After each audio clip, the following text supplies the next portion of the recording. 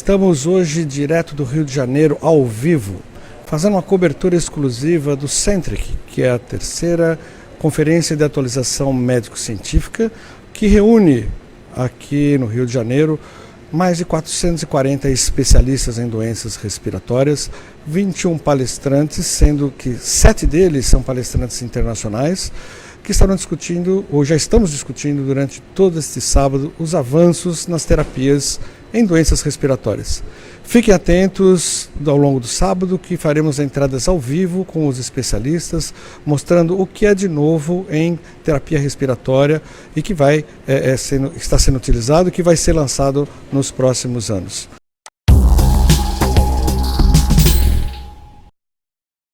Olá, seguidores do Pneu Imagem, que estão nesse sábado acompanhando a nossa cobertura direto aqui do Rio de Janeiro, da terceira conferência de atualização médico-científica, o Centric, que está acontecendo aqui na cidade do Rio de Janeiro.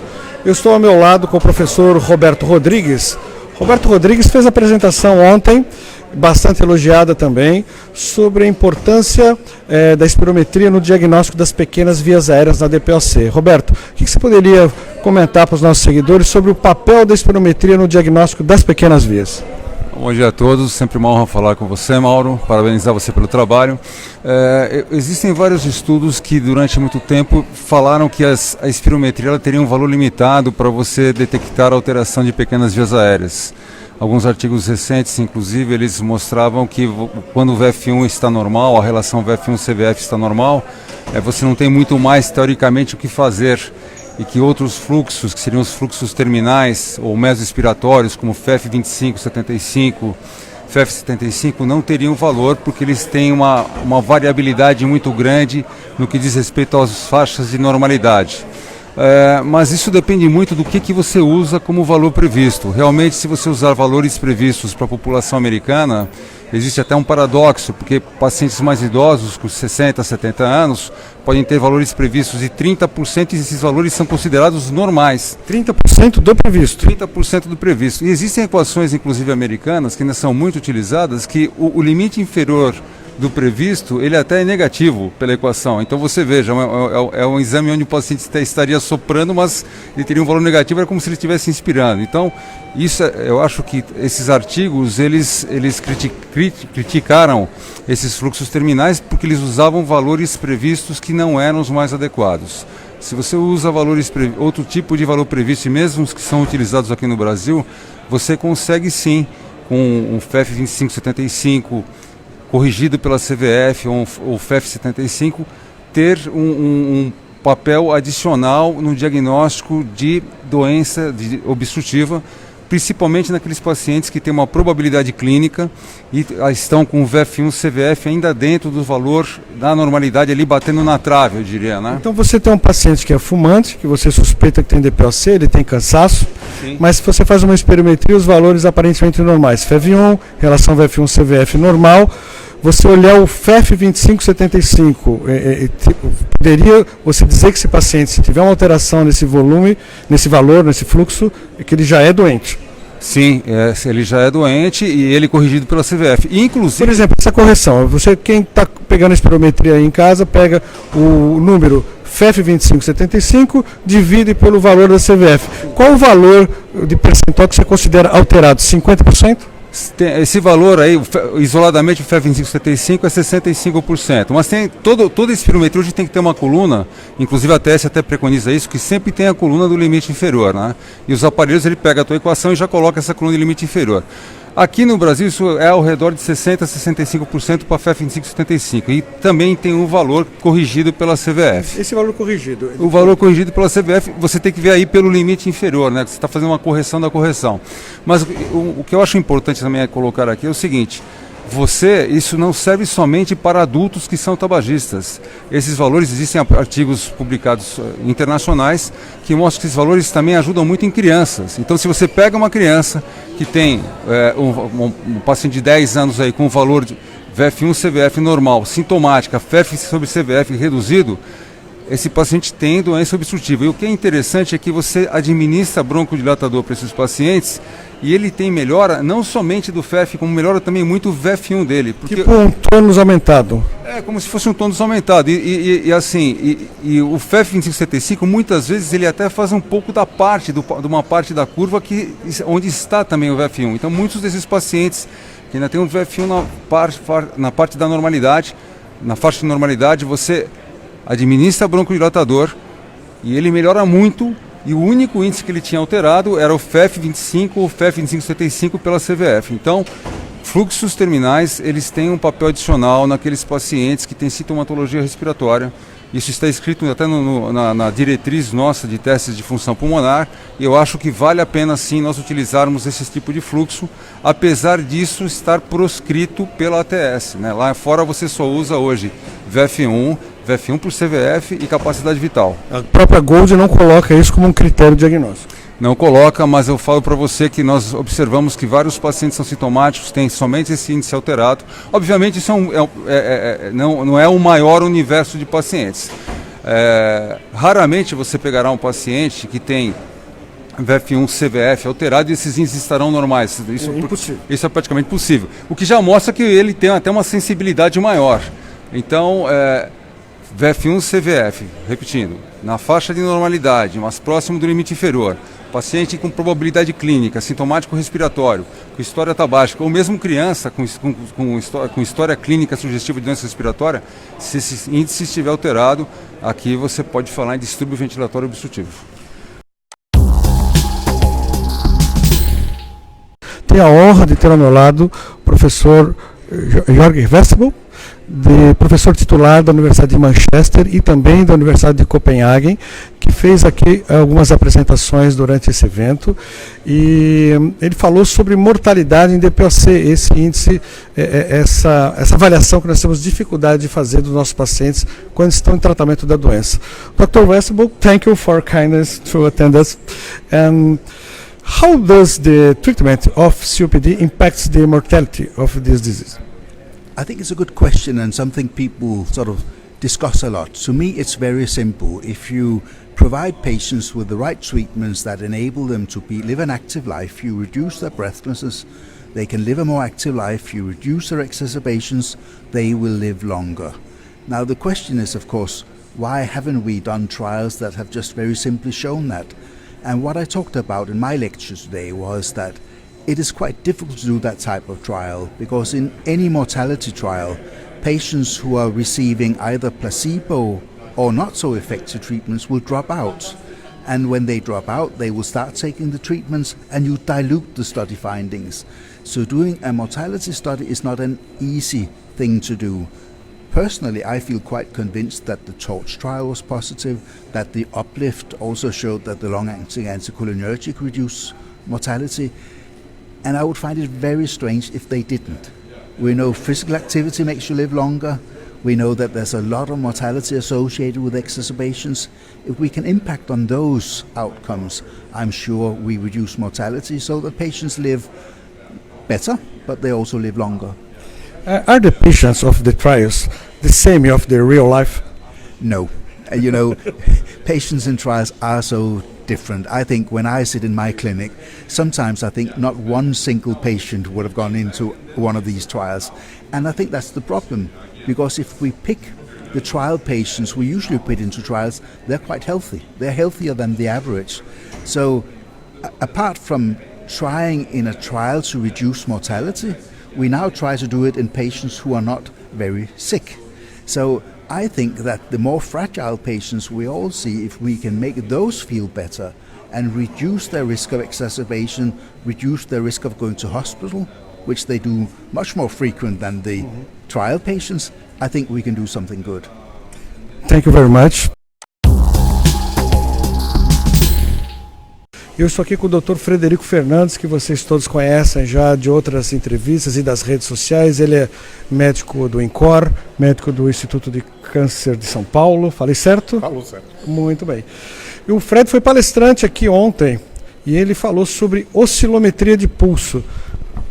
Fred, o que é esse negócio aí? O que o pneumologista precisa saber sobre oscilometria de pulso? Então, a oscilometria é um método de avaliação de função pulmonar que tem algumas vantagens em cima da espirometria. Primeiro, ele não depende da colaboração do paciente. Então, o paciente respira tranquilo, num volume corrente normal, e aí durante mais ou menos 20 a 30 segundos, e eu obtenho o exame. Não precisa do técnico ficar berrando, não precisa soprar forte, não precisa continuar o sopro, quer dizer, é uma respiração sossegada. E ele dá informações que são informações até complementares ao que a espirometria consegue, porque ele consegue avaliar a resistência específica de segmentos da via aérea. Então, se eu quero saber a resistência central, eu vou lá e avalio o R20. Se eu quero saber a resistência de toda a via aérea, eu consigo pelo R5, que é a medida de resistência a 5 Hz, de acordo com o comprimento de onda que o aparelho está lançando.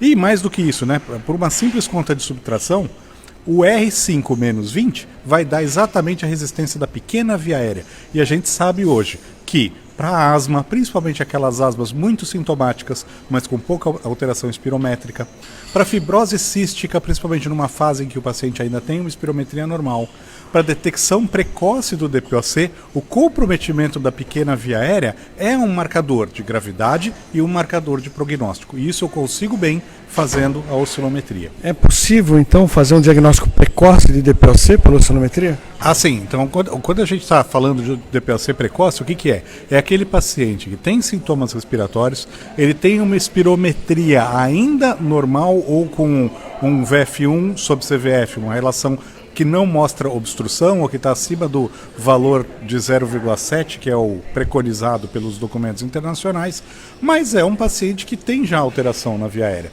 A capacidade da oscilometria de detectar essa alteração mais precocemente é muito maior do que simplesmente no exame de espirometria.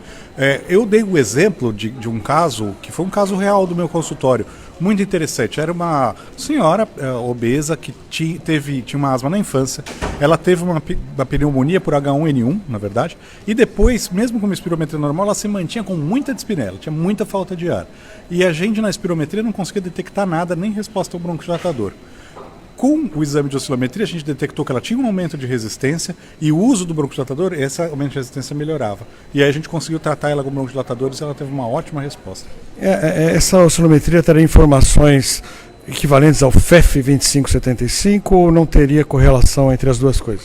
É uma ótima pergunta. Então o que acontece? A sensibilidade para o FEF 2575 de detectar doença de pequena via aérea é muito alta, mas a especificidade é baixa. Então eu vou ter muito falso positivo.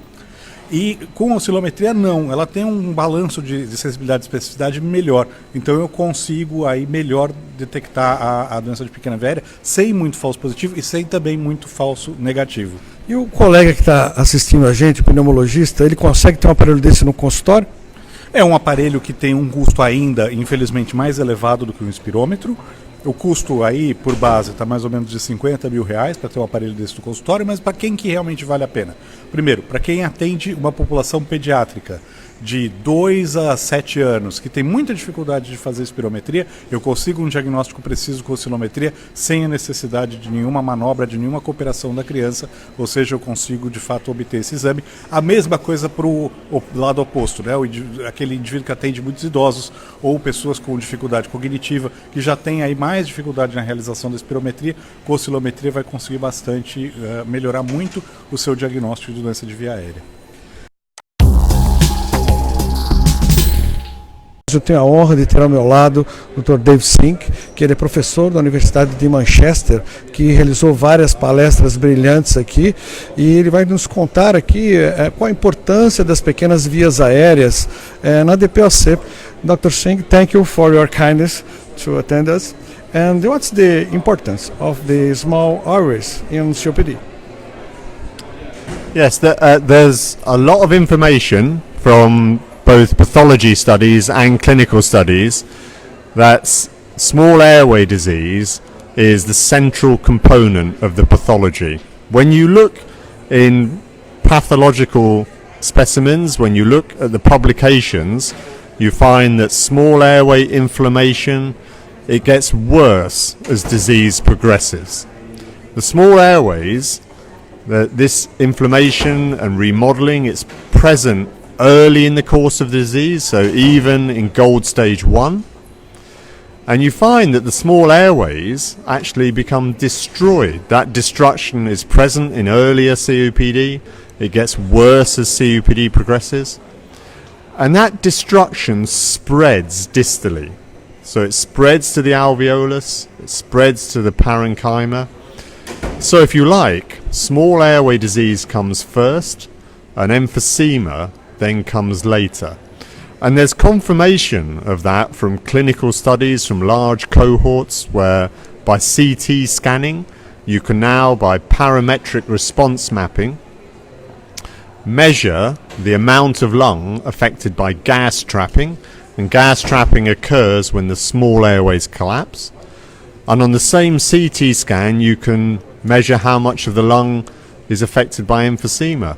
And these cohort studies show that gold stage 1-2, there is significant gas trapping and not much emphysema. And emphysema becomes more apparent in the later gold stages. Again, reinforcing the pathology, agreeing with those pathology studies that small airway disease happens first, happens in mild, moderate COPD, and emphysema then follows. Actually, if you identify patients with gas trapping, with small airway disease in clinical practice, you actually find they have much worse clinical features. And I have published, and others have published on this, using impulse oscillometry to measure expiratory flow limitation, EFL. In these publications, expiratory flow limitation is measured through X5, the change in X5. This is a compliance measurement. And you find that X5 changes dramatically from inspiration to expiration in the same patient because the small airways collapse and there's a huge change in lung elasticity. And in those patients with expiratory flow limitation, they have much worse clinical characteristics. And there is a publication showing that that's linked with worse mortality. So when you think about disease progression, small airway disease, having gas trapping is actually a poor prognostic factor.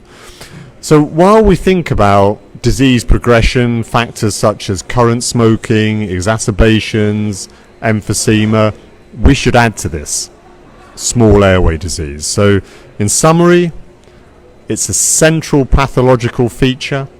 It happens early in disease.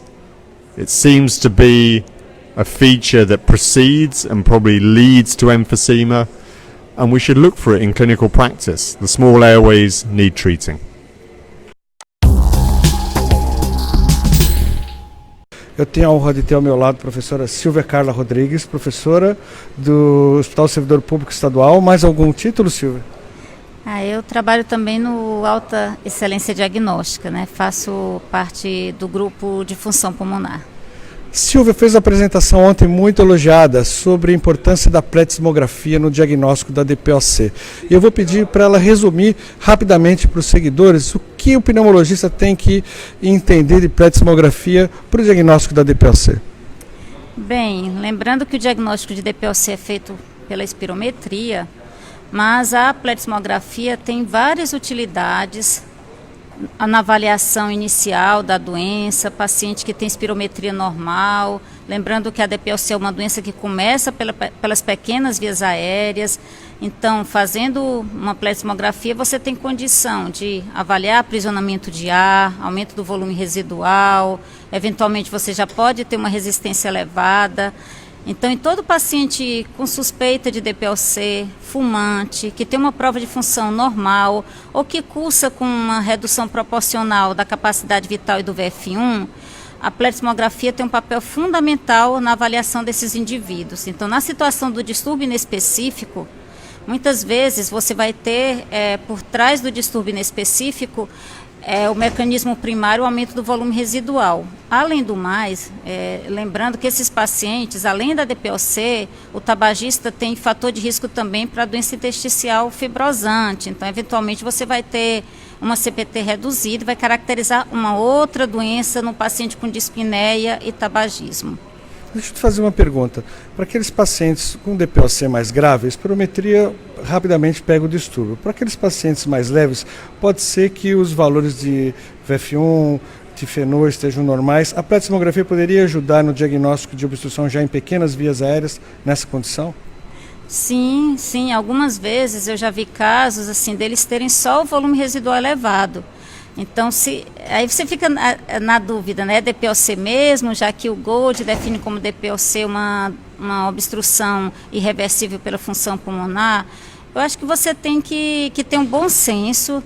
E hoje você tem outros arsenais para complementar diagnóstico, também imagem. Às vezes esses indivíduos já têm enfisema na tomografia, espessamento da parede dos brônquios. Eu acho que a grande importância de você detectar uma alteração funcional, seja um aumento isolado do volume residual, é você chegar para esse indivíduo, que às vezes ainda é um indivíduo jovem, que está no estado inicial da doença, é a importância dele parar de fumar. E claro, é um indivíduo que vai ser seguido, e se ele tem sintoma, você tem que, de repente, iniciar alguma terapia para o sintoma e complementar com outros testes, como, por exemplo, o teste de exercício cardiopulmonar. Eu acho que um teste complementa o outro. E diante disso, essa estratégia de você chegar para o paciente e dizer que é o momento dele começar a pensar e parar de fumar, isso tem impacto, a alteração funcional tem impacto nessa decisão para o paciente. Eu acho que isso é muito importante. E sobre a DLCO para o diagnóstico do DPOC, o que poderia ajudar? Para quem não é pneumologista e acompanha o site, DLCO, capacidade de difusão do monóxido de carbono, que pode ser avaliado num teste completo de função pulmonar. O que poderia ajudar o pneumologista? Pois é, a DLCO, assim, quando ela está reduzida, isso sugere muito um fenótipo, né? Agora a gente estava assistindo uma aula de imagem, a questão dos fenótipos da doença pulmonar obstrutiva crônica, o fenótipo de enfisema, né? O enfisema, ele destrói o parênquima pulmonar e tudo, e isso vai interferir muito na troca gasosa, destrói também capilar pulmonar, então a difusão ela vai estar reduzida nessas situações. E naqueles indivíduos que têm história de asma, isso é muito comum na população, às vezes história de asma na infância e que fumaram ao longo da vida, e de repente esses indivíduos começam a apresentar sintoma após os 40 anos de idade, você tendo a difusão, você consegue diferenciar se é mais a asma que voltou a se manifestar, ou se esse paciente já tem DPOC com fenótipo de enfisema. Então,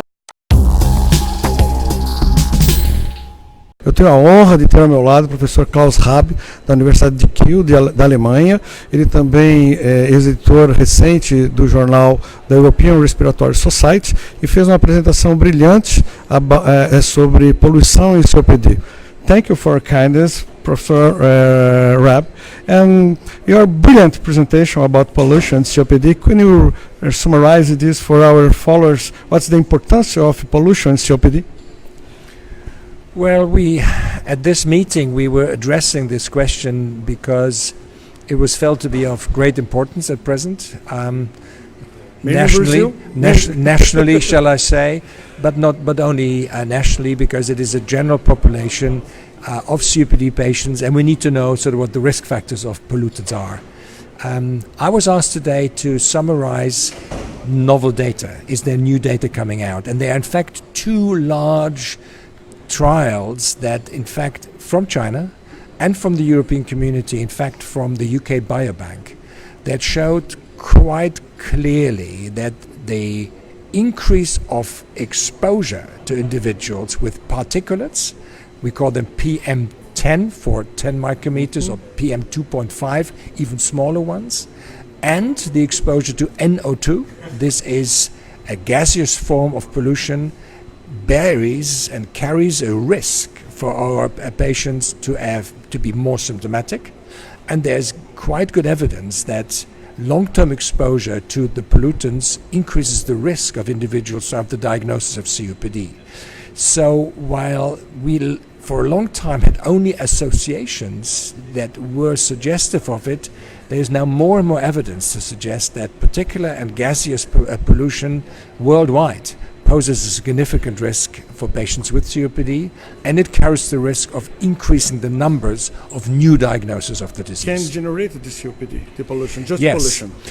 Pollution, it is very likely. There is one weakness in this line of argumentation, and I was talking about this as well. The mechanism how a certain particle would give you the disease is not very well understood. So at present there is clear associations, high pollution, high prevalence of the disease. If you could stop pollution, for example, for large sport events in China, you will see that the prevalence of symptoms and biomarkers will go down, but the precise mechanism, for example, how does a certain particulate cause the disease, and ultimately what can you do other than protecting someone from pollution, that is something that is still ongoing research, and there are still some question marks that have to be answered.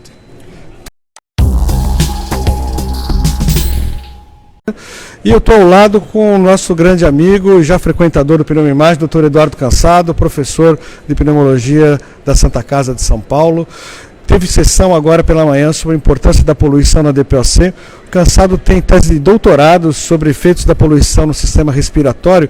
Eu vou pedir para ele comentar para a gente qual a importância da poluição na gênese da DPOC, o impacto da poluição na asma, Cansado. Mauro, é um prazer estar com você do Pneumoimagem, parabéns pelo trabalho, acho que é um site educativo e que traz informação e isso é fundamental.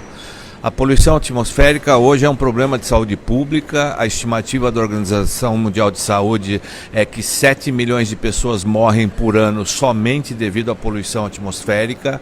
Existem algumas outras estimativas que 2% de todas as mortes que ocorrem no ano são por causa da poluição atmosférica.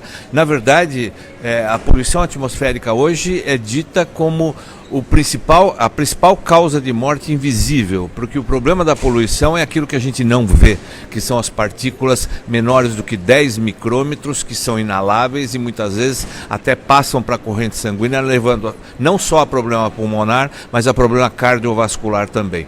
A poluição atmosférica está associada a uma série de doenças e morte, principalmente as respiratórias, mas também cardiovascular e vários tipos de câncer. Dentre as doenças que a gente está vendo, especialmente no Centric hoje, né, nessa terceira conferência médico-científica de atualização no Rio de Janeiro, asma e DPOC são as mais importantes. Hoje a gente sabe que a poluição atmosférica não só leva à exacerbação, ou seja, a crise, a piora dessas doenças, mas é uma das causas de aumentar a incidência de asma, inclusive, e é uma das causas de aumentar a incidência de DPOC. Então, sem dúvida alguma, prevenir poluição é fundamental. Nós estamos num momento crítico onde se discute muito a questão da Amazônia, a questão da queimada na Amazônia, e o Brasil tem um papel fundamental porque a Amazônia, sem dúvida alguma, representa 20% de tudo que é coletado de gás carbônico da atmosfera. Só a Amazônia por si só é responsável por causa disso e é o maior pulmão verde do mundo ainda hoje. Tá, e o paciente, uma pessoa exposta à poluição ambiental no grande centro urbano, sem ser tabagista, ele pode desenvolver DPOC? Sem dúvida alguma, além de desencadear, então, crise, exacerbação naquele indivíduo que já tem doença, né, pode desencadear, sim, doença, como DPOC e a própria asma, né? O grande problema nosso é que a gente não escolhe o ar que a gente respira. Mas algumas dicas são importantes. Então, por exemplo, a gente vê comumente o indivíduo fazendo atividade física em grandes vias de tráfego, por exemplo. É importante lembrar que quando a gente faz exercício aeróbico, a gente aumenta a ventilação alveolar e aumenta a inalação de partículas e gases. Então, você está fazendo atividade física para melhorar o seu condicionamento, para melhorar o coração, e você acaba inalando muito mais poluição e muitas vezes é pior do que não fazer exercício físico. Então, evitar via de tráfego, evitar locais de alto índice de poluição atmosférica, evitar os picos de poluição atmosférica, principalmente do tráfego, evitar... O início da manhã e final da tarde seriam os piores momentos para correr na cidade. Sem dúvida alguma. Estou aqui agora com meu amigo Dr. Paulo Goldenfon, que é pneumologista da Santa Casa de Porto Alegre, Pavilhão Pereira Filho. Pela manhã tivemos sessão sobre diagnóstico por imagem em DPOC, Paulo. O que você destaca aí de avanços aí no diagnóstico por imagem em DPOC? Primeiro, queria cumprimentar a ti pelo espaço que a pneumologia vem recebendo com a tua iniciativa. Obrigado. E dizer que foi muito feliz a organização com os palestrantes que nós tivemos, e me chamou muito a atenção a palestra do Bruno Rocheger, que é o nosso radiologista, da Santa Casa de Porto Alegre e da PUC. Ele abordou os novos métodos diagnósticos em radiologia, principalmente em DPOC, e usando a tomografia, o que a tomografia computadorizada de tórax pode nos trazer de importante com volumes e com a espessura da via aérea, falando sobre enfisema, sobre bronquite. Existe um futuro muito promissor para o diagnóstico do DPOC, porque nós vamos conseguir precocemente diagnosticar a DPOC, o que nós não conseguimos muitas vezes com a função pulmonar, que ontem também foi brilhantemente apresentada pelo nosso colega da USP, né? O Roberto Rodrigues e o Fred. O Fred, principalmente. O Fred foi fantástico falando sobre oscilometria. Bom, então, os métodos diagnósticos com tomografia realmente nos surpreendem. E cada vez chegando mais próximo de toda a população. Isso é uma coisa muito importante. Isso seria possível nesses aparelhos que nós temos ou vai ter que fazer um upgrade de software, de aparelho, para chegar nesse ponto de avaliação dessas pequenas vias pela tomografia? Pelo que o Bruno mostrou hoje, os aparelhos que nós temos hoje são todos aparelhos aparelhos com possibilidade de nós conseguirmos fazer os diagnósticos. Eles são rápidos. Antigamente, se em 1 hora ele precisava de 30 minutos, 1 hora para obter todas as imagens, e ele mostrou hoje que em 2, 3 minutos a gente já consegue fazer todos os cortes necessários. E o que está acontecendo é que nós estamos conseguindo, através do diagnóstico de câncer de pulmão, com rastreamento de câncer de pulmão, fazer o diagnóstico rápido também de enfisema pulmonar e com doses adequadas de radiação. Doses menores. Né? Doses menores.